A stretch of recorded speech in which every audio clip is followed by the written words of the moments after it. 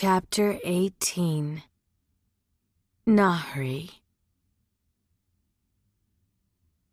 2 weeks after her barbed family breakfast, Nahri found herself back in the hospital, watching Razu with rapt attention. "Beautiful," she said admiringly, as the ancient Tukharistani gambler swapped the jewels again, a sleight of hand that betrayed nothing, as Razu set down a brilliant glass gem in front of her. A pretty bauble, but certainly not the ruby that had vanished. "And it's not magic?" "Not at all," Razu replied. "One cannot overly rely on magic. What if your hands were bound in iron and you needed to hide away the key you'd snatched?" "Is that a situation you found yourself in?" The other woman gave her a cryptic smile. "Of course not. I am a... What are we telling your law-abiding friends again?" "A former trader from Tukharistan who ran a respectable inn." Razu laughed. "Respectability was the last thing my old tavern was known for." She sighed. "I am telling you.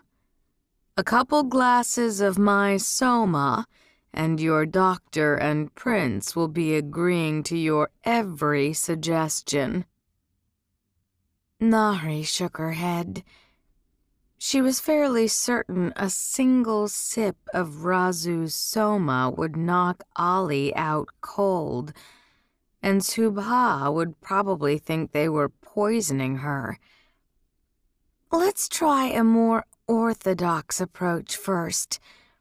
Though I would not be averse to you teaching me how to do that," she said, pointing to the glass gem.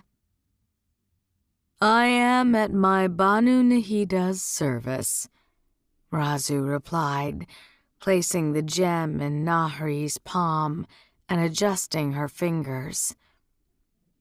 "So you twist your hand like this, and..." From the other side of the courtyard came a disapproving cluck. Alashia, the freed djinn from Kart Sahar, was painting a turtle she'd carved from cedar wood. Nahri had brought her the paints, an act that had been greeted with wet eyes and a fierce hug.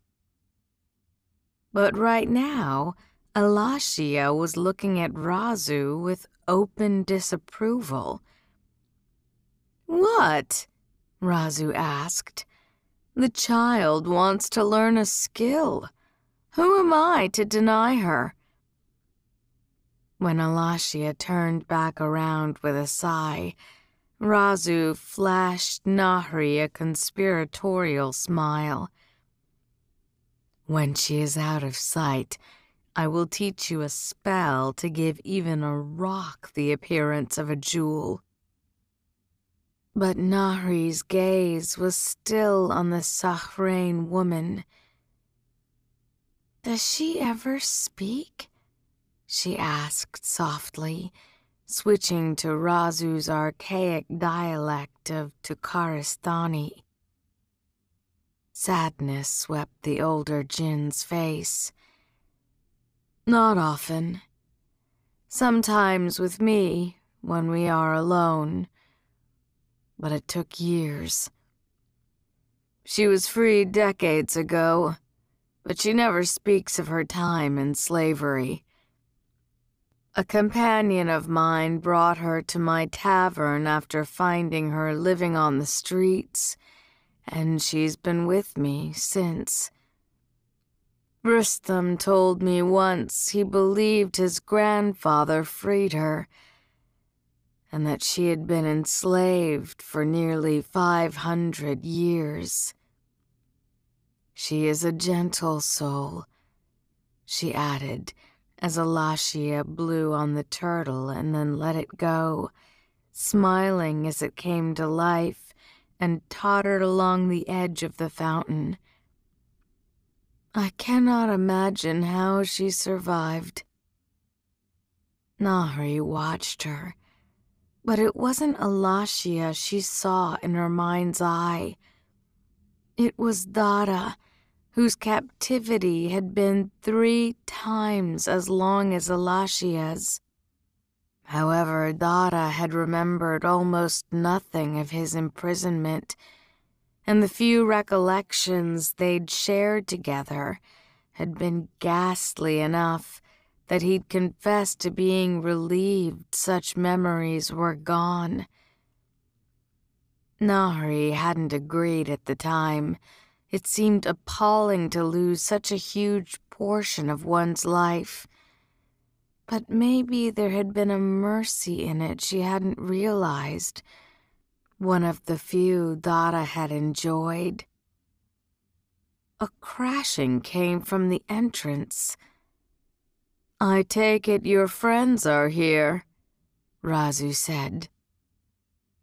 Nahri rose to her feet. I would not call us friends. Ali and Subha entered the courtyard. They couldn't have looked more different. The djinn prince was smiling, his eyes bright with anticipation as he gazed about the ruins.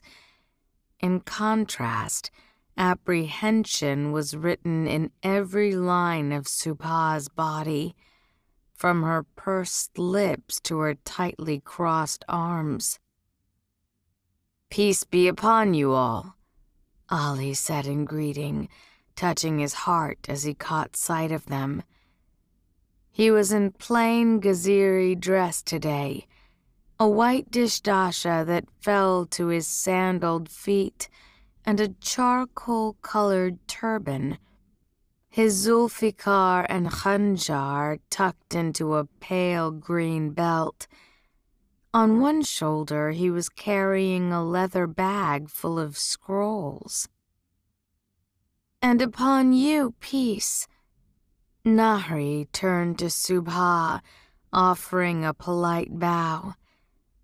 Dr. Sen, it is lovely to see you again. Razu, this is Dr. Subhashini Sen and Prince Alizaid al-Khatani. An honor, Razu said, bringing her left hand to her brow. I am Razu Karakashi, and this is Alashia. You'll excuse our third companion for hiding in his room.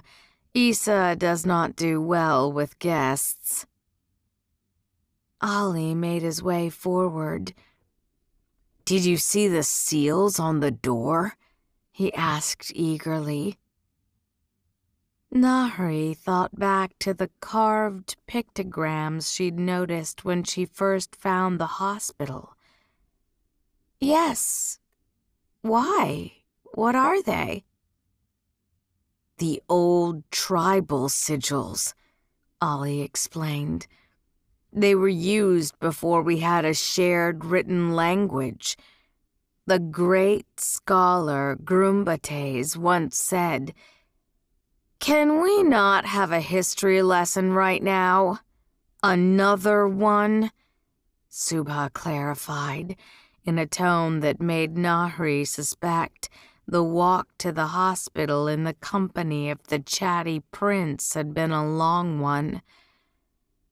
Her gaze darted around the courtyard like she expected some sort of magical beast to leap out and attack.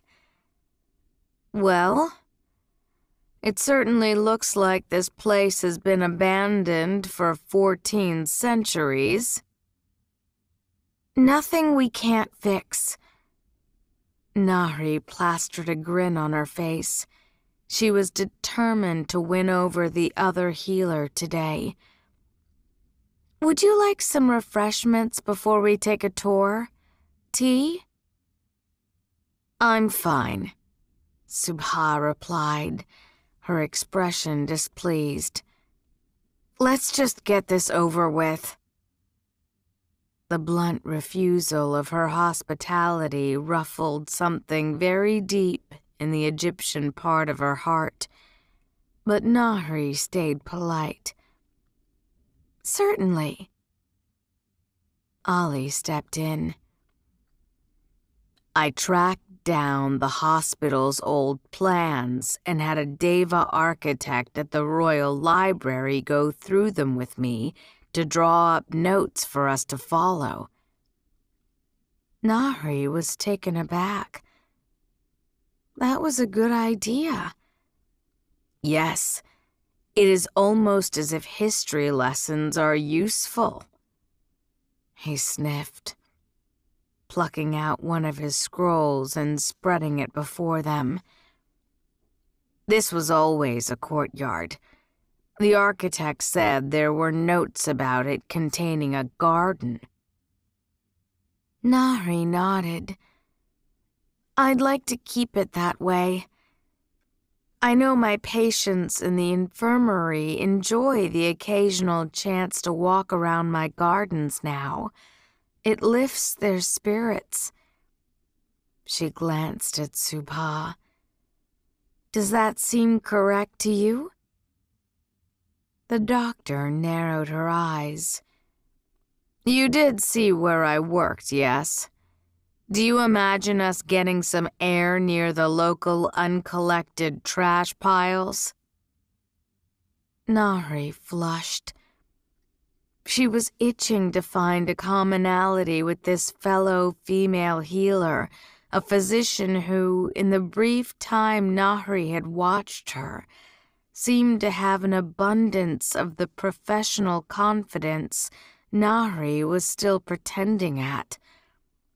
She doubted Subha shook like a leaf before new procedures, or desperately prayed she didn't kill someone every time she performed surgery.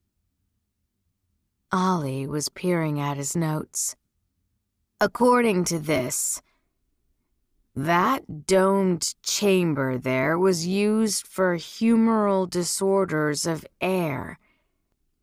It says that tethers were set in the floor to prevent people from injuring themselves while floating. And that? Nahri prompted, pointing to a line of crumbling columns. She suspected Subha was not ready to discuss rooms designed to enclose flying djinn. It looks like a corridor. It is. It leads to a surgical wing. That sounded more promising. Let's start there. The three of them headed down the twisting path. The dirt was soft underfoot, the sun shining in bright swaths through the overgrown trees. The air smelled of old stone and fresh rain. It was humid, and Nahri fanned herself with an edge of her linen chador. The silence between them was heavy, awkward, and try as she might, Nahri couldn't forget that the last time Devas, Gaziris, and Shafit had been together in this place, they had all been brutally killing one another. I've been discussing funding options with the Treasury, Ali said, an oddly pleased smile playing across his mouth. And after a visit from my companion Akisa, I find the Ayanle trade envoy suddenly far more eager to offer financial assistance. Subha shook her head, glancing about in dismay. I cannot imagine turning this into a functioning hospital in 6 months. With several miracles, perhaps you could do it in 6 years. A golden brown monkey chose that particular moment to leap over their heads with a screech, jumping from the trees to land upon a broken pillar. It glared at them as it munched a mushy apricot. "We'll, have the monkeys cleared out right away," Nahri said, mortified. The corridor came to an abrupt stop. The surgical wing was enclosed by thick brass walls that towered overhead, and the one in front of them was covered in scorch marks. The brass melted into an impenetrable barrier. Nahri touched one of the marks. "I don't think we'll be getting in there." Ali stepped back, shading his eyes. "It looks as though part of the roof has collapsed. I can climb up and see." "You're not going to be able to—" But Ali was gone before the words left her mouth, his fingers hooking around handholds she couldn't see. Subha watched him scale the wall. "If he breaks his neck, I am not taking responsibility." "You were never here." Nahri sighed as Ali pulled himself on the roof and vanished out of sight. "Your daughter is with your husband today?" she asked, determined to continue the conversation. "I do typically advise that infants steer clear of decaying ruins." Nahri had to bite her tongue to keep from saying something sarcastic in return. She was reaching the end of her diplomatic rope. "What's her name?" "Chandra," Subha said, her face softening slightly. "That's very pretty," Nahri replied. "She looked healthy, too. Strong, mashallah. She's doing all right?" Subha nodded. "She was born earlier than I'd like, but she's thriving." Her eyes dimmed. "I've seen it go the other way too many times." Nahri had too, both in Cairo and in Daevabad. "I had one last week," she said quietly. "A woman from out in northern Devastana rushed here after being bitten by a basilisk. She was in her last month of pregnancy, and she and her husband had been trying for decades.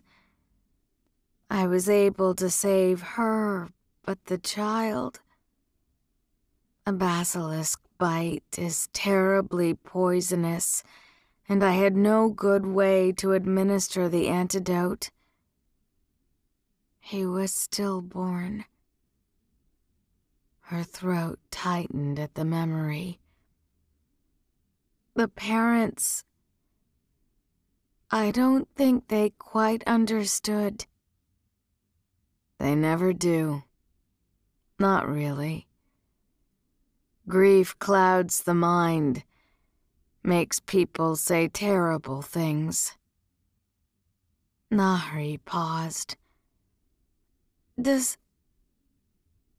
She cleared her throat, suddenly embarrassed. "Does it get easier?" Subha finally met her gaze, her tin-toned eyes understanding, if not warm. "Yes. And no. You learn to distance yourself from it. It's work. Your feelings don't matter. If anything, they can interfere. She sighed. Trust me. One day you'll go from witnessing the worst of tragedies to smiling and playing with your child in the space of an hour, and you'll wonder if that's for the best. She gazed upon the ruined hospital. The work is what matters. You fix what you can and keep yourself whole enough to move on to the next patient. The words resonated through Nahri, her mind drifting to another patient, the only one she couldn't heal. Could I ask you something else? Subha nodded briefly. Is there anything you recommend for spinal injuries? For a man struggling to walk? Is this about your friend, the Grand Wazir's son? When Nahri's eyes widened in surprise, Subha tilted her head. I do my research before agreeing to work with someone. It's about him, Nahri admitted. Actually, you'll probably meet him soon. He's my apprentice now. But he took several arrows to the back 5 years ago, and I haven't been able to heal him. He's getting better slowly with exercise and rest, but... She paused. It feels like a failure on my part. Subha looked contemplative, perhaps the medical nature of the conversation drawing her out. I can examine him if he's willing. There are some therapies I know that might work. Before Nahri could respond, Ali leapt down to join them, landing so silently that she jumped and Subha yelped. His expression didn't inspire much hope. Well... The good news is, it does indeed look like this was a surgical wing. There are even some tools scattered about. What sort of tools? Nahri asked, her curiosity kindled. Hard to say. Much of it is underwater. It appears that a basement collapsed. Ali paused. And there are snakes. Lots of them. Subha sighed. This is madness. You are never going to be able to restore this place. Nahri hesitated, resignation beginning to seep through her. Maybe you're right. Nonsense, Ali declared, drawing up when Subha glared at him. Don't tell me the two of you are ready to give up so soon. Did you think this would be easy? I didn't think it would be impossible, Nahri countered. Look around, Ali. Do you have any idea how many people we would need to even get started? I will by the end of the week, he said confidently. And lots of work is not a bad thing. It means we need lots of workers. It means new jobs and training for hundreds, people who will then have money for food and school and shelter. This project is an opportunity, one we haven't had in generations. Subha made a face. You sound like a politician. He grinned. And you sound like a pessimist. But that doesn't mean we can't work together. But the money, Ali, Nahri replied. And the timing.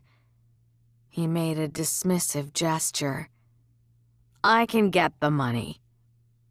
An eager glint entered his eye. I could have trade guilds built around waqfs and increase the tax on luxury imports. Perhaps seeing that the two healers looked lost, he stopped. Never mind. The two of you tell me what a hospital needs, and I'll worry about getting it done. He turned around without waiting for a response. Now come. The plans say that building ahead was once the apothecary. Subha blinked, looking a little bewildered, but she followed Ali, muttering under her breath about youth. Nahri was equally taken aback, but also grateful. Their personal history aside, maybe partnering with Ali wasn't the worst idea. He certainly seemed confident. They continued down the weed-covered path, pushing aside wet palm fronds and glistening spider webs. Columns lay smashed on the ground, half swallowed by thick, twisting vines, and a large black snake sunned itself on the remains of a small pavilion. They crossed under a forbidding arch and into the darkened chamber of the ancient apothecary. Nahri blinked as her eyes adjusted to the loss of light. Whatever floor had been there was long gone, swallowed by dirt, and only scattered sections of broken masonry were left behind. The distant ceiling had likely once been beautiful. Blue and gold bits of tile still clung to its delicately carved and stuccoed surface. A swallow's nest had been built into one elaborate cornice. A burst of light briefly blinded her. Nahri glanced back to see that Subha had conjured a dancing pair of flames in one hand. A challenge lit her face at Nahri's astonishment. Surely you know there are Shafid capable of magic. Better than you would imagine. Ah, of course, Nahri said weakly. I'd been told that. She turned to study the room. The opposite wall was covered in hundreds of drawers. Though rusted over now, they were linked in a clever structure of metal and marble, their contents held behind securely fastened brass doors. Dozens were still clamped shut, their scrollwork surfaces tarnished by green and red rust. Care to see what mysterious magical ingredients look like after being locked away for 14 centuries? Nahri jested. I would rather not, Subha replied, knocking Ali's hand away when the prince reached for one of the handles. No. The two of you can sate your curiosity when I'm gone. Nahri hid a smile. The doctor still looked exasperated, but Nahri would take that over openly hostile. I think there will be more than enough room for all our supplies here. I suspect so, considering my pharmaceuticals fit inside a single chest, Subha replied. I usually have to send patients to buy their own medicines for me to prepare. It's an expense we can't spare. You won't have to pay another coin yourself, Nahri said smoothly. Well, As long as our royal backer remains so sure of himself. She smiled sweetly at him, relishing his glower. A metal glint caught her eye from the ground. Remembering Ollie's comments about seeing tools in the surgical wing, Nahri knelt. Whatever it was partially buried, half hidden behind a tree root that had burst through the floor and littered the broken tile with mounds of dark soil. "What's that?" Subha asked when Nahri reached for it. "It looks like a scalpel," Nahri replied, brushing the dirt away. "But it's stuck." Ollie leaned over her. "Pull a bit harder." "I am pulling hard." Nahri gave another determined yank, and the blade abruptly came free, bursting out of the dirt with a spray of dark soil, and the skeletal hand still holding it. Nahri dropped it, falling backward with a startled shriek. Ollie grabbed her arm, yanking her back as his other hand went to his Zulfikar. Subha peered past them. "Is that a hand?" Her eyes went wide with horror. Ollie quickly let Nahri go. "This place was destroyed during the war," he said haltingly. Guilt flashed in his eyes. Maybe not all those killed were put to rest." "Obviously not," Nahri said acidly. Had Subha not been there, she would have had far sharper words, but Nahri didn't dare start fighting about the war in front of the already apprehensive doctor. It was Subha, however, who continued. "It seems a terrible thing to attack a place like this," she said grimly. "No matter how just a war's cause." Ollie was staring at the bones. "Maybe that's not all that happened here."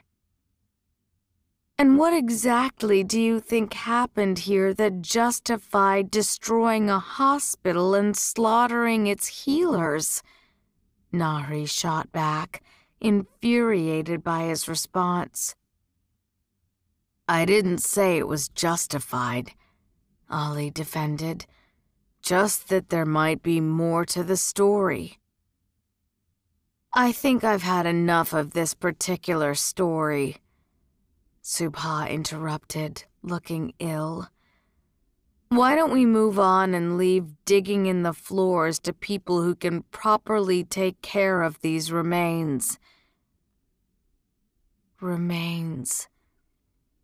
The word seemed cold, clinical. "Family," Nahri silently corrected, knowing there was a good chance the person murdered here, still clutching a scalpel, had been a Nahid. She removed her chador, draping it carefully over the bones. She'd come back here with Kartir. By the time she straightened up, Subha was already through the apothecary door, but Ollie was not. Nahri grabbed his wrist before he could leave. "Is there something about this place you're not telling me?" His gaze darted away. "You're better off not knowing." Nahri tightened her grip. "Don't you dare condescend to me like that. Wasn't that your reasoning when it came to Dara as well? All those books I wasn't prepared for? How did that turn out for you? Ollie jerked free. Everyone knew about Daevabad Nahri. They just couldn't agree if he was a monster or a hero. What led to this? He tilted his head to take in the dim room. It was buried. And if you want a new beginning, it should stay buried.